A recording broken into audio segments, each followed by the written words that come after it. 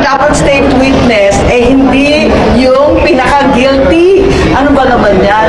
Talaga naman na tinutumbok ng isang katutak na ebidensya na sa Kongreso nagmula ang iba't ibang kalokohan. Kinakailangan suriin natin maigi, pambihira naman, magbibida-bidahan pa ngayon. Si Ko, pakulong niya, si Speaker, pakulong niya, at lahat ng kaalyado sa House of Representatives, 6 yan, pakulong niya. Pero ngayon nakita mo ha, tumahimik ang House of Representatives, ang infra, ang Senado. Pagkatapos tahimik na lahat, si ICI na lang. Mahina yung ICI. Hindi natin nalalaman kung anong pinag-uusapan. Saan ka nakakita na anti-corruption, na wala ang transparency? How can you even say that, Mr. President? Accountability. How can you be accountable if the process of ferreting out the truth is not transparent? Malaking pambubudol ito nangyayari. Dapat i-abolish na lang yung ICI na yan. Mga inutil.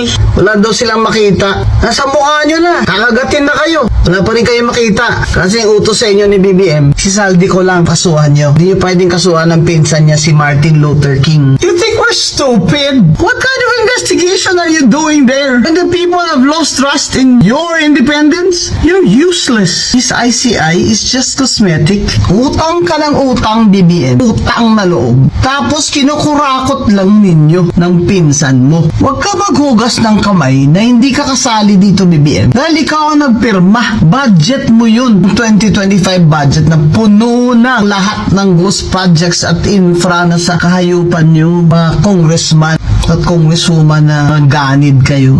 Ginamit nyo ang General Appropriations Act ng 2025 dahil election. I think we need to hold our leaders accountable. He is the Speaker of the House. The budget emanates from the House, but to defend the Speaker that he's a victim in all this, it's appalling to the Filipino people. At the end, he would not even explain the corruption in the budget that he allowed. The House passed it, Congressman. In the end, we are talking about the public being angry of the ostentatiousness and extreme wealth of Martin Romualdez, Zaldi Co. Galit na tayo ng kay GMA, kay ERAP, etc. This is a whole other level of alleged corruption. As a leader, this is inexcusable. Parang biktima pa siya na ang bait niya, gusto niyang tumabi.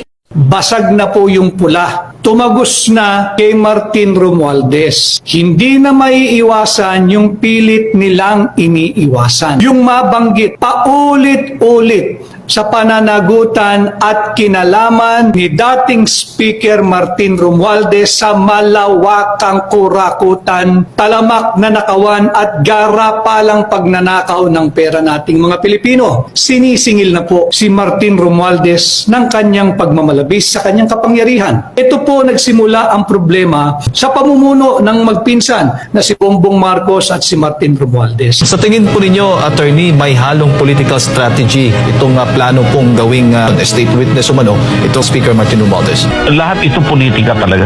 Politika yung ginawa nila laban kay Tatay Digong, politika yung ginawa nila kay BP Sara, politika rin ang ginagawa nila rito tungkol sa malawakang katiwalian sa DPWH na survival na. Sa survival mode na lang sila. Kung baga sa cellphone, nandoon na sa sitwasyon na talagang halos maubos na yung baterya.